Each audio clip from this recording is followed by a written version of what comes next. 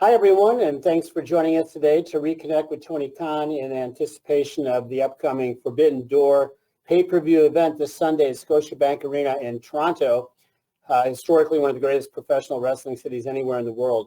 So we want to get it to as many of you as we can that are on the line here with Tony over the next hour to discuss the second edition of Forbidden Door. So no two-part questions for Tony on Forbidden Door. Let's make that pledge in respect to your fellow journalists so everyone gets a fair chance. And as Robin mentioned, please make sure that your phone is unmuted. So I'm going to turn it over to Tony right now for some opening thoughts on Forbidden Door, and then we're going to open the lines for your questions. Tony, you with us? Yeah, hey, thank you very much, Jim. Hey, everyone. I'm very excited about Forbidden Door this Sunday on pay-per-view. It was a great event last year. I'm very excited to be back at Forbidden Door this year. It's great to have our first ever pay-per-view event in Toronto. There's so many things about this show I'm excited about and excited to talk to all of you about it. So with that, please fire away. All right. Thanks, Tony. Let's get right to it. So we're going to open with Phil Strum from USA Today, and then following Phil will be Dominic D'Angelo from Ad Free Shows. So Phil, you lead us off. Thank you. Hi, Tony. Thanks for doing this. First, this Sunday is the first time you're going to have some folks, the Elite and CM Punk, on the same card, in the same backstage since last year's All Out. That's got to be pretty exciting for AEW. Just how do you feel about that coming into the weekend? Thank you. Thank you, Phil. It's very exciting to have a pay-per-view event with so many of the top stars in AEW competing. What makes things even more interesting is we have so many of the top stars from outside AEW involved in this event, and it really feels like an all-star show this Sunday in Toronto at Forbidden Door. Very excited to have CM Punk back in AEW. The debut episode of Collision was a great success for us, both as a huge live event and as a great television premiere on TNT. I think it bodes really well for Saturday Night Wrestling on TNT. And I'm also very excited to have that great representation from the Elite. Kenny Omega versus Will Ospreay is one of the most anticipated wrestling matches all year in any promotion or any combination of promotions. Really excited about that. And also last night we announced a great 10-man tag match with Hangman Page and the Young Bucks teaming up with Eddie Kingston and Tomohiro Ishii versus Jon Moxley, Claudio Castagnoli, Wheeler Yuta, and Shota and Takeshita. And really think that can be a great 10-man tag. Of course, Ishii faced off with the BCC and Shota pretty recently at Dominion, and that was also a great match.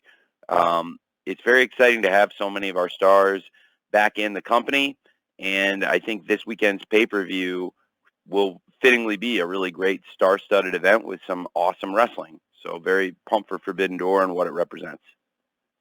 Thanks, Phil. Yeah, thanks, Phil. Thanks, Tony. Dominic D'Angelo from Ad Free Shows is next, and Dominic will be followed by Chris Mueller from Bleacher Report. Dominic. Hey, Tony, good to speak with you again, and congratulations on the success of Collision. Looking forward to Forbidden Door this weekend, too. I'll be hosting a watch party along with it, so it'll be fun times. The question I got for you is kind of a follow-up of what Phil said. With CM Punk coming back and everything like that, wanted to get your perspective. Dave Meltzer had some reports regarding the locker room mentality and stuff like that and how that all kind of situated. I wanted to get your own personal perspective of what it's like to have CM Punk back in the locker room, and what's the overall locker room mentality and dynamic with him there? Well, I think it's been so far a positive experience these past few shows. It was great to have successful debut for AEW Collision on Saturday night. And last night being in Chicago, it made a lot of sense to hype Forbidden Door and promote this Saturday's 8-man tag match. We have a huge match coming up with CM Punk, FTR, and Ricky Starks teaming up against Jay White, Juice Robinson, and the Guns, this new Bullet Club Gold. And I think that's a big event, and it was very cool that we were able to promote it and have CM Punk make a surprise return to Dynamite in Chicago. And I know the live fans really enjoyed that, and I thought it was a really positive thing. And I think it'll hopefully continue, and fans certainly have got a lot of things to look forward to on Forbidden Door this Sunday. The locker room was a really positive experience at Collision, and then yesterday was a great Dynamite. So I felt like it's been off to a great start, certainly, especially with the really positive numbers we got for the first Collision. Everyone was really excited about that too. Thank you. Thanks, Dominic. Chris Mueller from Bleacher Report is next. Chris will be followed by a write-in question from Chris Walker from DAZN News. Chris? Hey, Doc. Hey, Tony. One thing that I think surprised a couple people about the booking of Forbidden Door was booking Jungle Boy Jack Perry to face Sonata.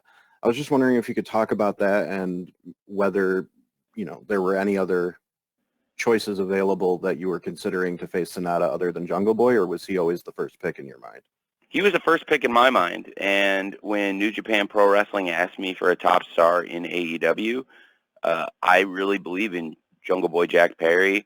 From the very beginning of the company, he's been somebody we believed in, and every year he's gotten further along and built his connection with the crowd, and I think as a wrestler, he's continued to develop, and I thought it was a great match at Double or Nothing with the Four Pillars fighting for the AEW World Championship.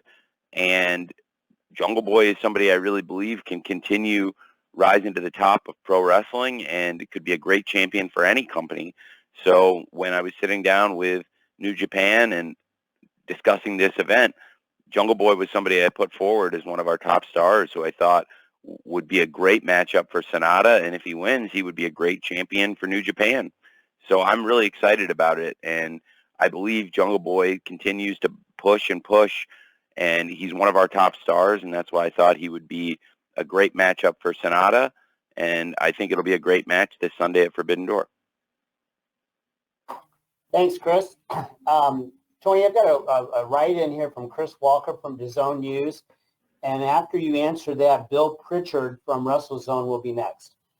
Great. So Chris Walker asks, out of all the matches that you've booked and watched as a fan, where does Okada versus Dragon rank?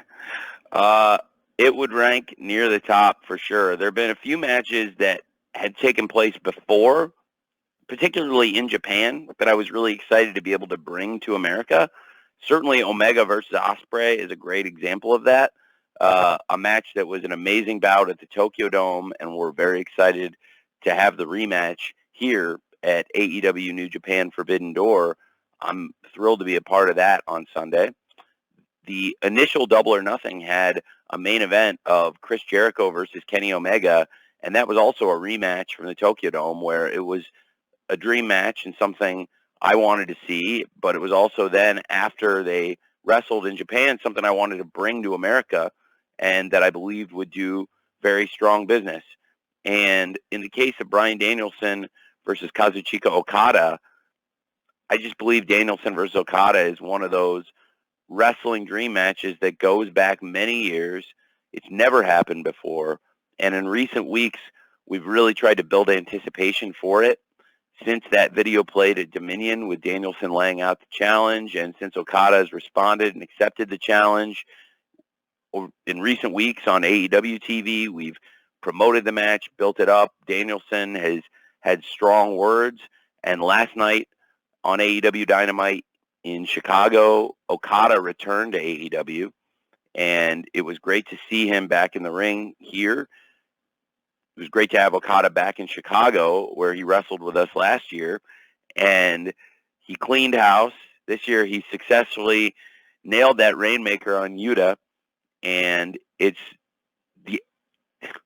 certainly is one of the most anticipated matches for me personally in my lifetime, and I believe for a lot of fans, that match this Sunday, Okada versus Danielson, is one of the true dream matches in wrestling, and I believe it ranks certainly near the top for me in the most anticipated matches of my career and of my lifetime as a wrestling fan. So I'm very, very excited for that match on Sunday. Thank you very much. Thanks, Chris. Bill Pritchard from WrestleZone, you are up next. Sean Ross Sapp from Fightful will follow. Bill. Hey, Tony, how are you? Yeah, I'm very well. Thanks, man. How are you? Good. The Owen Hart tournament brackets were finally announced last night in full. It seemed like everybody, it was well received, but one complaint that I noticed was there's no Canadians or a lack of Canadians in both brackets. And I just wanted to see if you had any thoughts on that specifically, or if you could talk about what went into putting the men's and women's brackets together for this year. Well, I wanted to give the strongest field possible, and I felt like we put together a really, really strong field with some of the top stars in AEW and some great names. And this is something we're going to be doing year after year, the Owen Hart tournament, and tried to pick the best 8 wrestlers that we could on each side that were available on all the dates, and to create the most compelling matchups for TV and pay-per-view. And I really, as you said, I think the bracket was well received and people are really excited about the matchups. And I just tried to use the best people from the roster available for those dates that I thought would make for the best matchups. And I think there are a lot of exciting matchups in there. And with the event in Canada this year, and hopefully in future years, we'll be able to continue having more and more AEW events in Canada, including hopefully future Owen Hart tournaments.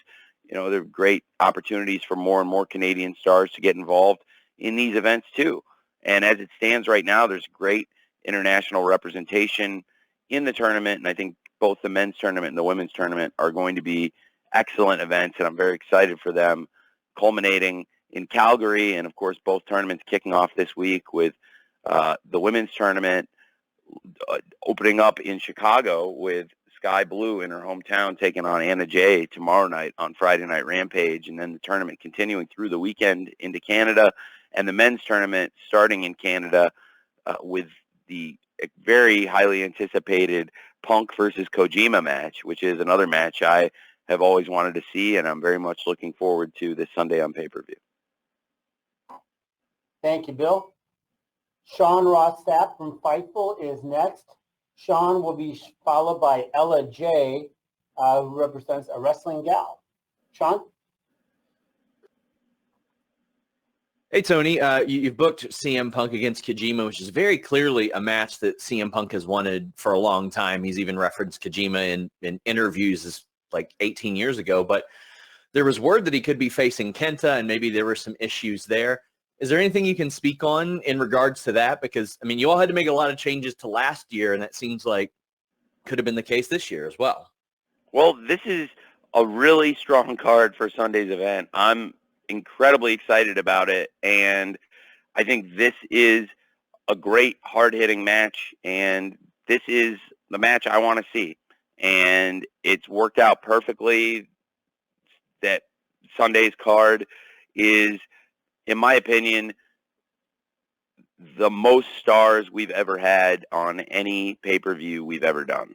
It is such a star-studded show, and I thought it was very fitting that one of the most decorated champions in the history of Japan, Satoshi Kojima, who has been the globally the GHC champion, the Global Honored Crown winner, the IWGP Heavyweight Champion, the Triple Crown champion, and to have one of the most decorated heavyweights ever in Japan to come here and wrestle one of the most decorated heavyweights ever in America, CM Punk. It's a huge matchup, and I think it's very fitting that it's in this great Owen Hart tournament field where we have so many great matchups lined up.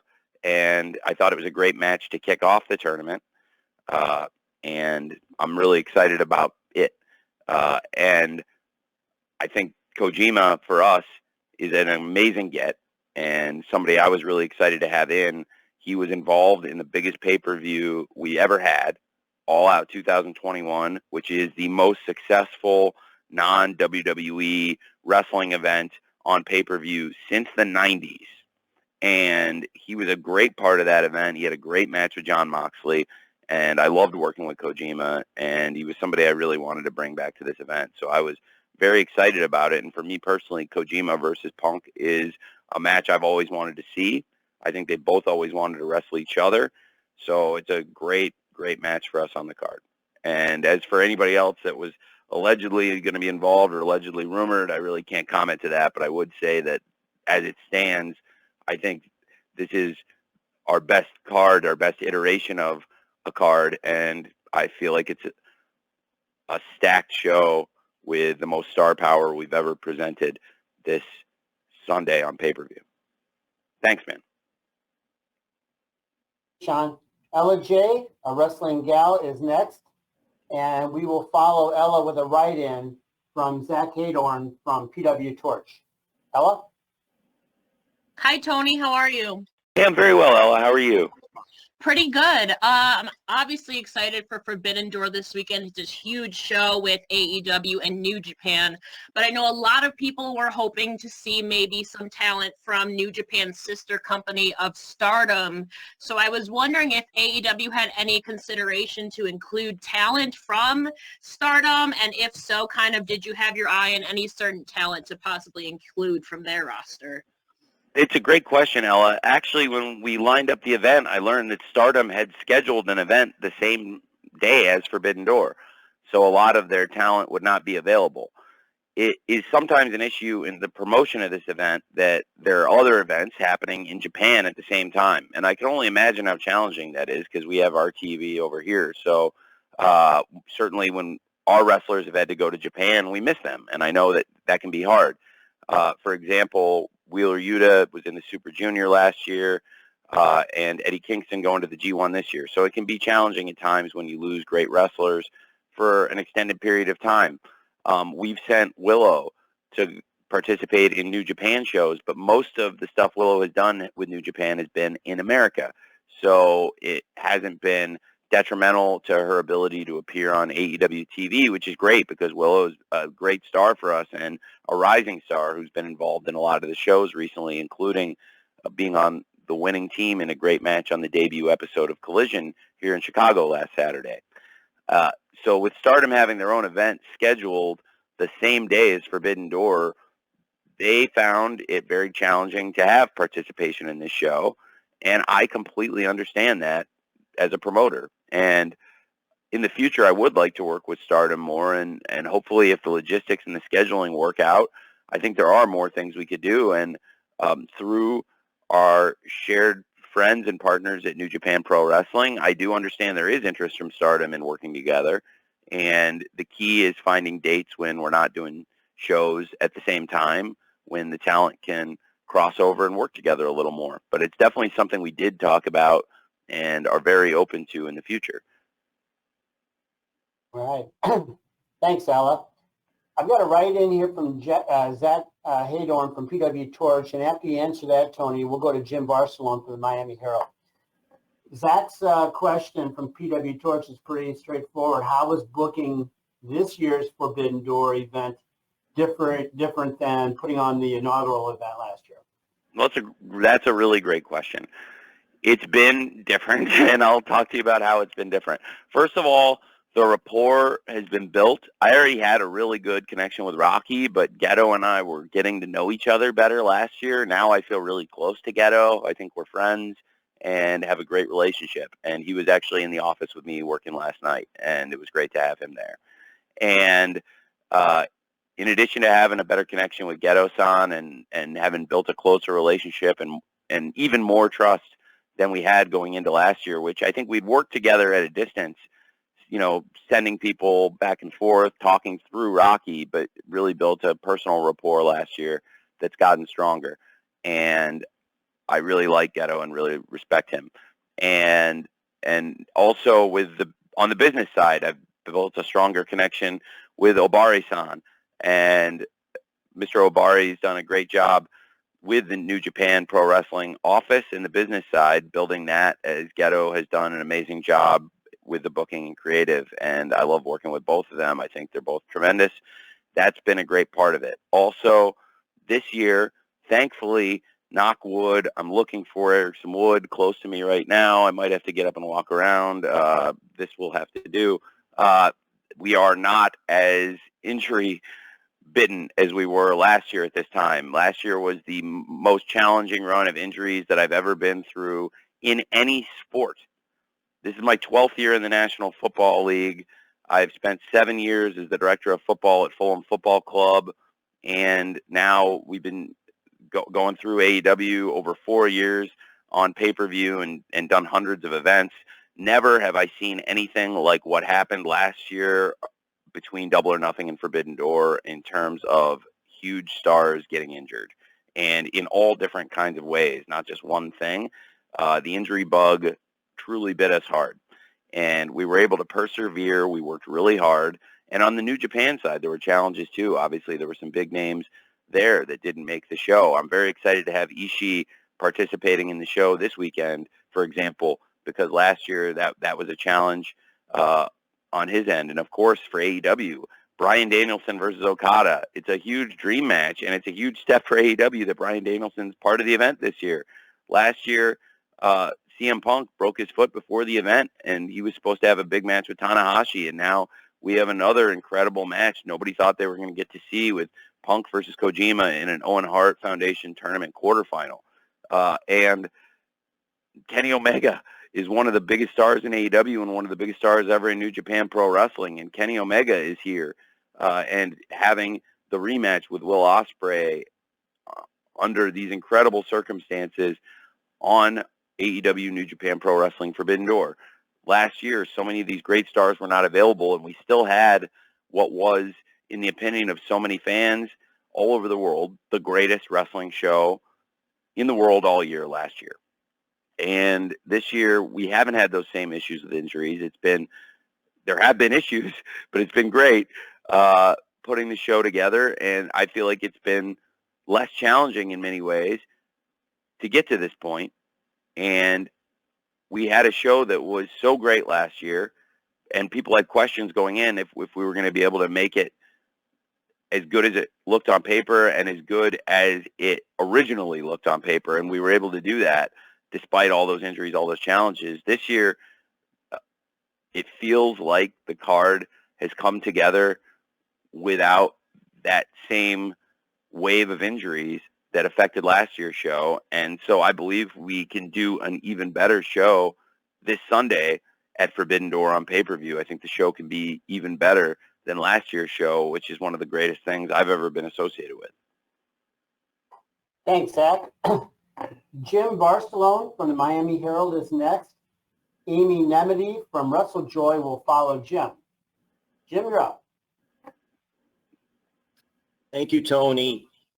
With the crossover we've seen with MMA and pro wrestling, the pro wrestlers and even sometimes the companies, I'm just curious because the report I saw about Bellator, if MMA is something that you all are interested in, and if so, how does that help AEW if it does? Thank you. I was surprised to see that report. I haven't had any conversations with them about that, so I don't know what that was about. My father hasn't had any conversations with them either. I'm not even sure who you'd talk to. I don't even know, honestly, who owns the promotion. Is Scott Coker the owner or the president? I'm not sure. I'm familiar with Bellator. I'm familiar with MMA and have never worked professionally in the space other than having some stars from UFC appear at times in AEW. But I saw that report, and yeah, there's really nothing to that. I'm not sure where that rumor got started, but obviously it's an interesting time in the MMA business, just as it's a very interesting time in the pro wrestling business with a lot of things happening. And with the success of AEW and our international expansion, big things like this sold-out Forbidden Door show and all of the international interest around it, and the anticipation for AEW All In with over 65,000 tickets sold, setting all sorts of attendance and revenue records.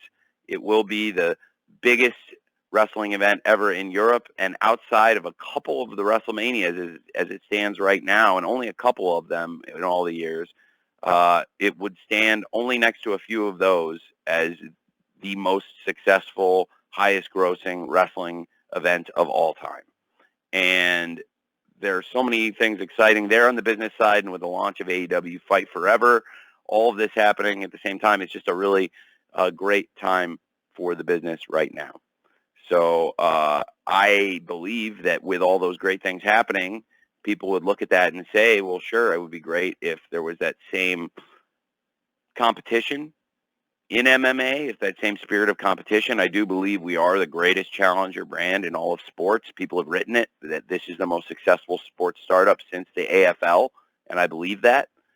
I think this will end very differently than the AFL because I don't intend to become part of the league we compete with. I think it's good for us to be two separate leagues, whereas the merger of the AFL and the NFL turned out to be the best thing for the fans in the end. It was also a merger of equals, and it will involve parity, and the NFL is the greatest league for parity of competition and running the business in all of sports, and all sports leagues aspire to be that. I think in pro wrestling, what we built in a relatively short time is very exciting and looks good to a lot of people. And if you could create that in MMA, it would be very exciting. But I honestly have never had any talks, and my father has never had any talks about buying Bellator, so I was surprised to see that. Was that something, I was at the show, I was backstage yesterday, somebody sent me that. Was that something Ariel Helwani reported? I'm asking. I don't know. Yeah, I know. I was muted. Yes, that was correct. You're correct. Okay, well, it would not be the first inaccurate thing Ariel Helwani has reported. That is completely inaccurate, but that's Ariel Helwani for you. Thanks. Thank you. Thank you, Jim. Amy Nemedy from WrestleJoy is up. Amy will be followed by Stephanie Chase from Digital Spy. Amy. Hi, Tony. Congratulations on what is a very exciting card for Forbidden Door. Thank you. With so many people on this card, you've talked about all of the star power that you have. I really want to focus on the BCC versus the Young Bucks, Hangman Page, Ishii, and Eddie Kingston. With the BCC, we have Moxley, Claudio, Wheeler Yuta, Takeshita, and the evil Don Callis, and Shota Umino. You have a very compelling story with the Elite and BCC, but in this match, you also have a mix of people with very different goals. Eddie Kingston and Jon Moxley both faced the Young Bucks at Double or Nothing 21, and Ishii has never fought with them in New Japan, only against them as a part of the faction Chaos. Can you talk about bringing this match together with people from different backgrounds who may not even get along necessarily, but have the same goal in taking down the BCC, or in Kingston's case, just Claudio? Thank you. Well, thank you very much. I think it's a very exciting match. There are some really fascinating dynamics at play. Wheeler Yuta brought up a pretty good point today. I guess he's officially out of Chaos now, for sure. And I think he has been for a while, as we've seen, but that amused me. Well, I think there are a lot of fascinating dynamics at work here. Certainly, with Tomohiro Ishii and his involvement, he's got such an amazing history with some of his own teammates here. Like you said, he's fought against the Elite. He's fought against the Bullet Club at times, and certainly he's fought against Eddie Kingston.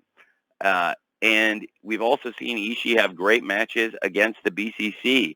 They had a great six-man match at Dominion, and one of the best matches I've seen in recent years was Ishii versus Moxley in the G1 in 2019.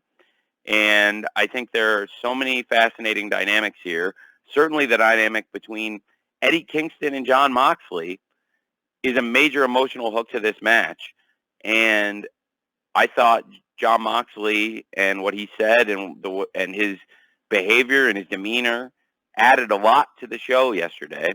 And it was a great ending to the show, I thought, to have several of the matches intersect and then have Eddie Kingston and Jon Moxley have that interaction in the ring and build some anticipation for Sunday. Certainly, I think that got people more interested in what's going to happen there. And when Eddie said he had a partner, he meant it. He brought one of the top wrestlers in the world out in Ishii-san. And I think that's going to be an amazing 10-man tag match, following up on some great matches these people have had with each other. There's an amazing Anarchy in the Arena. They're great six-man tag at Dominion. And now something to make it very different to see Jon Moxley and Eddie Kingston, these two longtime best friends, standing on the opposite sides of the ring. Makes it really, really interesting. And I know that it's going to be a great match on Sunday at Forbidden Door. And it's something now I personally really want to see too. So I'm very excited about it. And I thought with Ishii coming in, with Mox and Eddie on opposite sides, with Eddie hating Claudio so much, with Yuta's history, with Ishii, being Chaos guys, and with so many other things happening in this match. It's just really fascinating. And certainly the Elite and the BCC coming out of Anarchy in the Arena, that amazing classic they had at Double or Nothing. There's a lot of hate, a lot of furor between those factions, those teams. And now I think even more interest in this match with Eddie Kingston and Ishii being involved, as well as Shota stepping in with his mentor, Jon Moxley. And great to have Takeshita involved in this match too, after he really betrayed the mentorship he got from the Elite. So I think there's a lot of interesting dynamics, and hopefully it'll be a great match on Sunday at Forbidden Door. Thank you. Thank you very much, Amy. Stephanie Chase from Digital Spy is next, and I'm going to follow Stephanie with a write-in question from Will Gray from Botch Spots and Chair Shots. Stephanie. Hi, Tony. How are you? Hey, I'm very well. How are you? I'm great, thanks. So, Tony, you're always juggling a lot, booking-wise. And we've heard that Bryan Danielson, Jericho have some involvement in booking and creative, as well as CM Punk on Collision. So I was wondering, with the women's roster growing, we've got like Willow, who we'll see on Sunday, Sky Blue, and more young talent. Are there any women taking a role backstage in helping with booking and creative of the women's division, and just making sure that there's female perspectives heard when working on like characters, directions, and storylines for the women's roster? Yeah, Madison Rayne and Sarah Stock both are very involved in the coaching and producing of matches. I have a lot of people who come in and make suggestions and bring ideas, including all the people you just named, and there are several others. So in addition to some people you named, certainly Sarah Stock and Madison Rayne, in addition to some other people like QT Marshall and Pat Buck, Sanjay Dutt, Jerry Lynn, Dean Malenko, and many others that have had involvement. But certainly Sarah has added a lot while she's been with us, and Madison has been here a bit longer, and Madison is tremendous. And she had been out of wrestling with an injury, but she's still backstage with us dealing with a foot injury she had in a match a couple months ago, and excited to get her back in the ring at some point. But she is tremendously useful backstage, and great to get their perspective on the women's division. We have a great team of people, and I love to get the perspective of everybody I can backstage, including wrestlers. So that might mean, if it's the women's division, talking to a lot of the top women in the company and getting their perspective on matches, people they want to wrestle, ideas they might have, and I'm trying to utilize everybody's stuff. And when it comes to all these shows, whether it's Dynamite, Rampage, Collision, or our pay-per-view events, at the end of the day, there's one final say and one person who puts the card together, and it's me. I'm a big paperwork guy. And so by being a big paperwork and organization guy, I find myself in the middle of everything. So I'm not just like a big picture guy. I also do all the paperwork and put all the shows together. So every idea has to go through me at the end of the day. So a lot of the top women in the company, wrestlers, are also very creative people. So I love getting ideas from people like Ruby Soho, Tony Storm, Britt Baker, Jamie Hayter, a number of others. Jade has had great ideas at times, and great to have Chris Statlander back in the company. I love working with the wrestlers personally, hands-on, and then also we have great coaches, men and women, that will talk to them, get their ideas, and we try to organize things, and then I put everything into one format to get us all on the same page, literally. Thanks. Thank you, Stephanie. So, Tony, I've got a write-in question here from Will Gray from Botch Spots and Chair Shots. And after you answer Will, Dave Meltzer from the Wrestling Observer will follow. Will's question is, with successful relationships in the past and the success of Forbidden Door, are there plans to open that door to other companies outside of New Japan Pro Wrestling in the near future? Well, it's a great, so let me make sure I got, can you read that right in one more time, Jim, just to make sure I didn't misunderstand? Sorry. Yeah, no worries. With the successful relationships that you've had in the past and the success of Forbidden Door, are there plans, given all that, to open that door a little bit wider, possibly to other companies outside of New Japan Pro Wrestling in the near future? It's a great question. I think the relationship we have with New Japan is very strong, pun intended, and it's something we're going to continue. We have other strong relationships with other wrestling promotions, but nothing quite like what we do with New Japan Pro Wrestling and the depth of it. And I think there's a lot of common ground we share, and it's become a great relationship. And it wasn't a great relationship to start, and I think that's part of what makes it so cool that it's become so strong. For the wrestling fans, I think it would be great if we get involved and work with more promotions. Something I would love to do is get more involved in Lucha Libre. I don't think it's any secret I love Lucha, and I love bringing in the top luchadors. I had a really funny conversation the other night. Where were we? Was that in might have been after the San Diego show. And I was talking to a lot of the lucha stars and a lot of the best luchadors in the world, honestly. And we were all just sitting around talking after a show. And I don't think they knew how much I loved lucha. And we started talking, and then I started talking about old CMLL and how coming out of college, especially after WCW and ECW closed, I really found myself watching a lot of the CMLL TV at the time. And I thought it was a great run of wrestling. It's funny. I mean, the Jungle Boy theme was at one point, the song is called Tarzan Boy. Well, there was a wrestler, Tarzan Boy, who teamed with Ultimo Guerrero and Rey Bucanero, and that was a pretty similar entrance, I'll have to admit. And there were a lot of other things I was inspired by at the time. It's kind of cool. Mystico is back in CMLL now. I thought Mystico was great at the time. And, Shocker and Dr. Wagner, so many great things. I was a really, really big fan, though, of Rey Bucanero and Ultimo Guerrero in particular.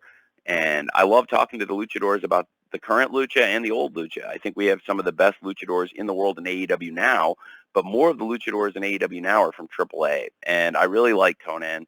And we don't always agree on everything wrestling-wise, but as a person, Carlos is a really good guy, and I like him.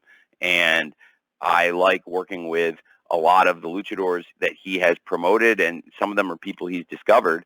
And we've had a great group of people that have come through here. And I think a lot of our American and international wrestlers from outside of Mexico also are great at working that style. So I do love working with Lucha Libre also. But one thing that's challenging is there's two major promotions, and we sit in a pretty interesting place where New Japan is partners with CMLL, but I work pretty closely at times with AAA and bring in a lot of those wrestlers.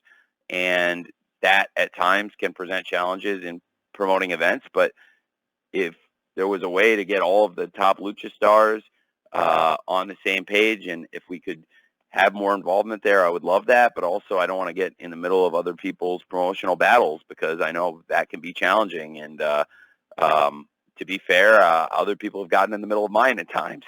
So I do love lucha, so I think that would be something interesting there. Of course, I do think, in addition to working with New Japan, there have been conversations about if we could do things with Stardom, which I think would be really exciting. And we have a great women's roster in AEW and a great women's roster that I control in Ring of Honor as the booker there too.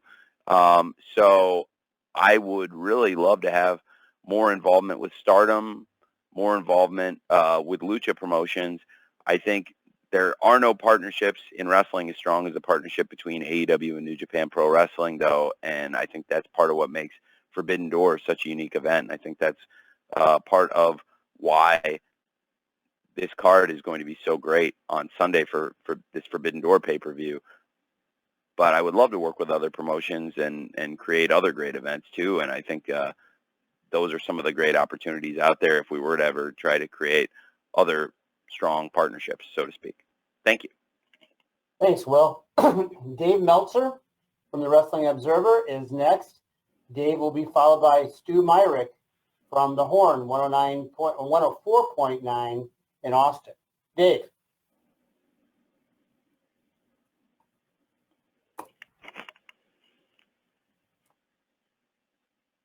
Dave, you need to unmute yourself. Okay, can you hear me?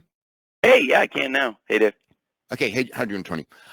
Yeah, on the first Collision show Friday night, CM Punk made the reference to the term "one Bill Phil," and of course, watching that, I'm going like, we've all heard the rumors and everything like that. I guess the best way to say, is there smoke to that fire now that it was sort of referenced on television, or would you just kind of say it was a figure of speech?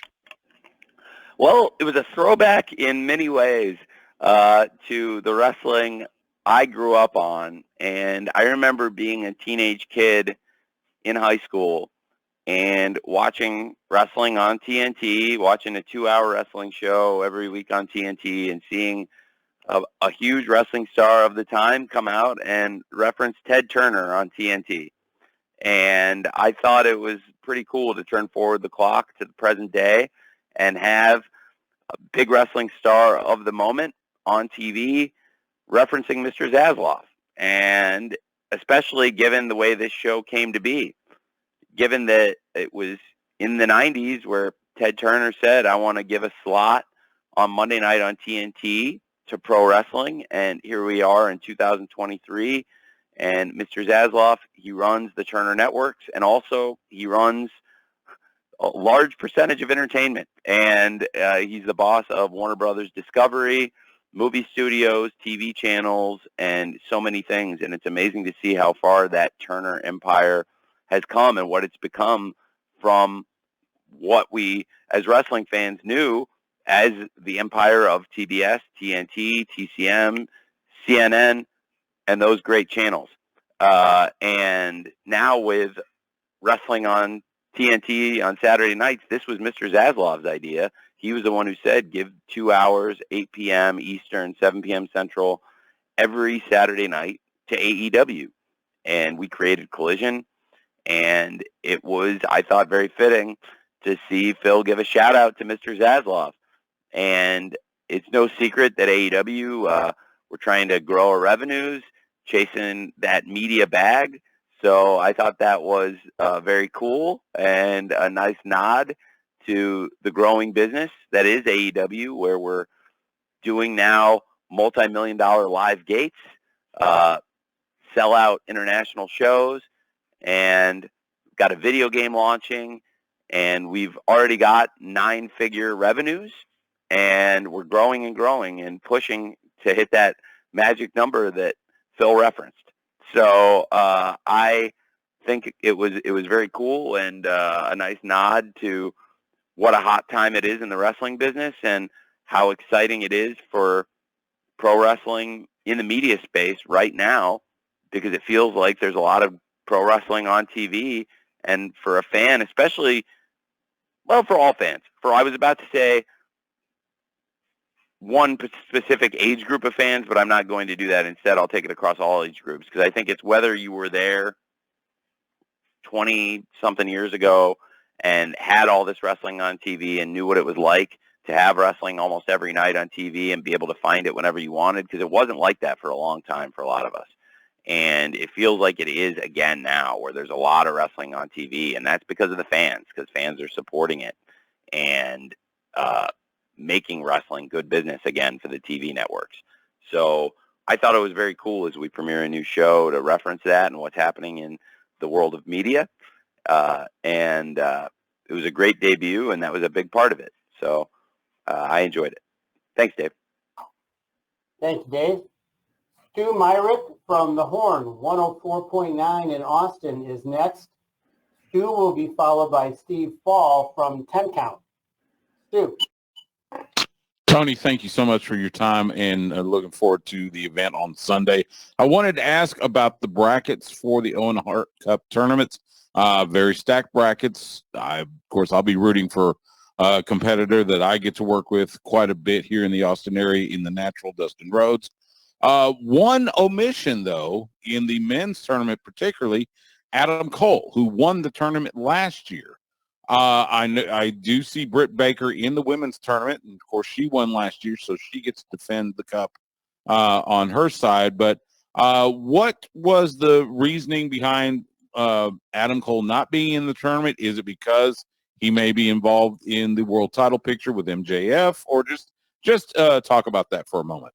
Well, in addition to being involved in the title picture and being a great contender, Adam Cole is in the Blind Eliminator World Tag Team Tournament. So with his participation in the tag team tournament, it would be challenging for him to be in both brackets at the same time. I'm planning to promote all the exciting tournaments coming up. It kicks off this week with the Owen Hart tournament launching on Rampage. Bracket breakout with the brackets going forward for the fans to track what's happening in the Owen Hart men's tournament, the Owen Hart women's tournament, and next week as we launch the Blind Eliminator bracket. We know MJF and Adam Cole are going to be a team, and we're going to learn more about the other teams involved in this great tournament, chosen at random in that blind drawing by Tony Schiavone. And I think Adam Cole had an amazing match last week on Dynamite in that 30-minute draw with MJF. And we saw them back in the ring together facing each other last night face-to-face. But now we learned they're going to be partners in this tournament, which is very exciting. They have a lot of differences, but they do have some things in common. Both of them have had a checkered past with Tony Schiavone, for example, as we saw last night. And I'm very excited to see them as a team after seeing them as great opponents in a great match last week. So Adam Cole was a great winner for the Owen Hart Cup Foundation tournament, and I'm very excited to have him participating now in this tag team tournament. So he will be very involved in TV, just in a different tournament this year than last year. Thanks, Stu. Thank you, Stu. Steve Fall from 10 Count. You are next. Steve will be followed by David Bixenspan from Babyface versus Heel. Steve. Hey, Tony, very excited about the show this weekend. I'll be there live enjoying the event. But Darby Allin and Sting need a tag team partner. And, of course, once a to-be-determined announcement is there, everyone online starts throwing out names. I've asked you before about this, but I'll ask again. Have you spoken to Goldberg about coming into AEW, being involved, maybe not even Forbidden Door, just being involved with AEW? I have had nice conversations with Bill about being involved with AEW at times. It's a good thought. I don't know if it would be the perfect fit for who Sting and Darby are going to bring to Collision this weekend, but I also want to leave all the doors open for them and their partner for Forbidden Door. But I think it would ideally be somebody that would step in and be a good fit for the Forbidden Door show. I think Bill Goldberg is a legend in pro wrestling. He's one of the biggest names in the sport, and certainly I've had nice conversations with him at times. And as for who Sting and Darby bring in this weekend, there certainly have been a lot of guesses. I think a lot of them have been more in line with New Japan Pro Wrestling's biggest names. But Bill Goldberg has gone over and competed in Japan too, so it's a fair question. And you have asked me that before, as you noted. But at this time, my answer would be the same as it was last time. Yeah, I've had nice talks with Bill at times about doing things with AEW, and that's probably all I could say. Thank you, Steve. David Bixenspan from Babyface versus Heel is next. And David will be followed by Michael Shalek from SE Scoops. David. Hey, Tony. Thanks for your time. Thank you, Bix. So guess the best way to put this is there's been this kind of ever-present rumor for a while, I guess, stemming from the line at the All Out press conference about trying to run a business, that CM Punk might have an ownership stake in AEW. Is that the case, or was when he said that line, was that just like the colloquialism regarding his behind-the-scenes role? That's just a colloquialism. I own the business, but he's one of the top stars here and has an interest in AEW being a strong box office business. And his return is helping us and helped launch AEW Collision with a great rating, and he drives interest in our TV shows and pay-per-views and merchandise and is a huge star for us. So he's definitely interested in the bottom line being strong, and he wants a company to do well. I think that's a colloquialism, though, to answer your question. Thanks, David. Michael Shalik from SE Scoops is next, and we will follow Michael with what I believe will be our final reporter of the day, Rick Ucchino from SB Nation. Michael? Hey, Tony. Good luck this weekend and next week with the video game launch. My question relates to AEW Collision viewership. So the show started off great with, I think it was 816,000 viewers for the premiere episode. Has Warner Brothers expressed what level of viewership they're looking at to consider the show a success? Is it simply a matter of doing better viewership than what was airing previously in that time slot, or is there like a range that they would really be happy with? Well, I know that this was considered a very successful debut.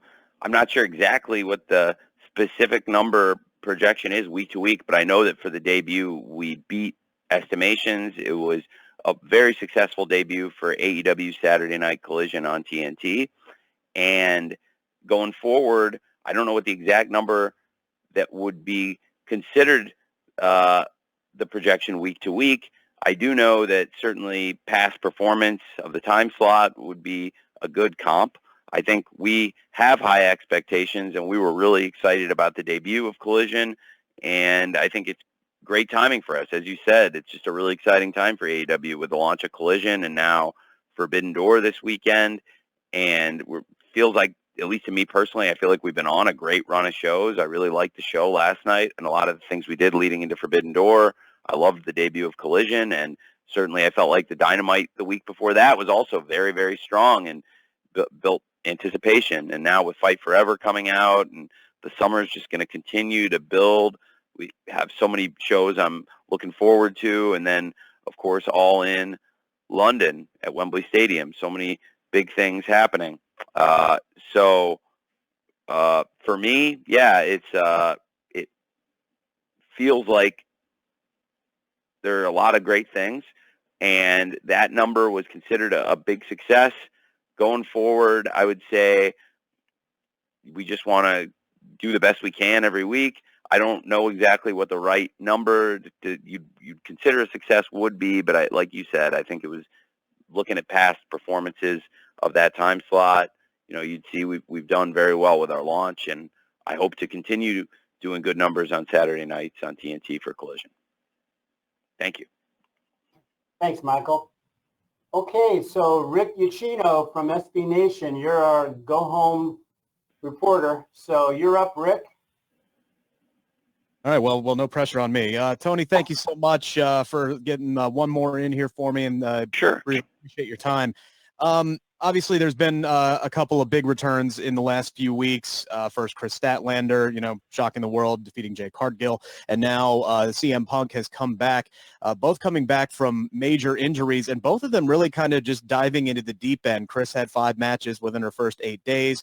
CM Punk is going to have 3 matches and hit every major show within his first 8 days. When it comes to handling a workload for talent when they come back from a major injury, and for these stars, their second ones with the company, do you have a set philosophy on that, or do you kind of take it on a talent-by-talent basis of how much work they can handle out of the gate? Well, can you, out of the, okay, That's a great question. I think I got the gist of what you were asking there. So it's a very good question. It certainly depends on the wrestler and the injury, I think. As to the amount of work you want to have them doing coming off a major injury and how quickly you rush them into multiple matches. I thought for both CM Punk and Chris Statlander, they're both great stars in AEW, and both of them had very different injuries, but they were both very serious injuries that kept them out for a long time. And in both cases, when they're available, we really want to get them in there and feature them. So Chris Statlander has been a major part of the TV and also out on the house shows defending her championship. And CM Punk now has hit the ground running and is a major part of the wrestling again here in AEW. And he had a great return match last week in the trios match. 1 week later, he's coming back. And as you said, he's got 2 matches this weekend in Toronto. And that's great for us. I think when we have a wrestler coming back from an injury and they want to work their way back in, I'm not going to ask them to do anything crazy and wrestle, 3 one-hour draws in the same day, every day, week in, week out. But I do think it's good for people to come back and get their,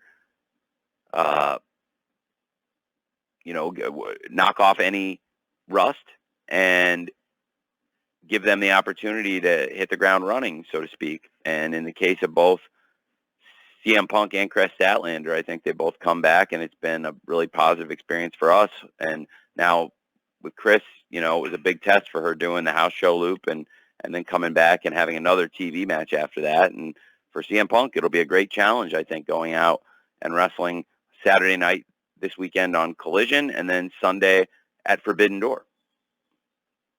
Thank you. Thanks, Rick. Tony, before we close, any final thoughts?